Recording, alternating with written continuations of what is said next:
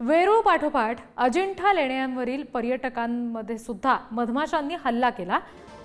यामध्ये डेक्कन ओडिसीने आलेले विदेशी पर्यटक सुद्धा जखमी झालेले आहेत। तर काही पर्यटकांनी स्वतःच्या बचावासाठी धूम ठोकली। यातील अनेक पर्यटकांनी अंगावर ओढणी आणि पदर घेऊन स्वतःचा बचाव केला।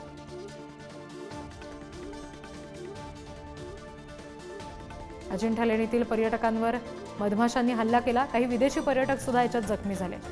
आणखी तपशील घेऊया प्रतिनिधी सुमित पवार यांच्याकडून। सुमित, काय नेमकं घडलं होतं ज्याच्यामुळे असा मधमाशांचा हल्ला झाला आणि आता हे सगळे पर्यटक सुखरूप आहेत का? हो, नक्कीच सगळे पर्यटक आता सुखरूप आहे। या अगोदर वेरूळ या ठिकाणी मधमाशांनी पर्यटकांवर हल्ला केला होता। आता अजिंठाने देखील पर्यटकांवर मधमाशांनी हल्ला केला आहे। यात डेक्कन ओडिसीने आलेले विदेशी पर्यटक देखील जखमी झाले आहेत।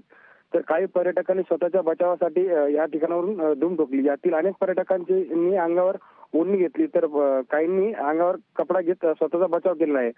सध्या उन्हाळा सुरू असून वेरूळ या ठिकाणी मोठ्या प्रमाणात पर्यटक आणि अजिंठा या ठिकाणी मोठ्या प्रमाणात पर्यटक दाखल होत आहे।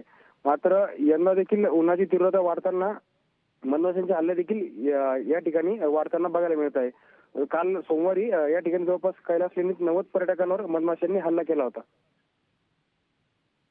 जी सुमित, धन्यवाद दिलेल्या माहितीसाठी।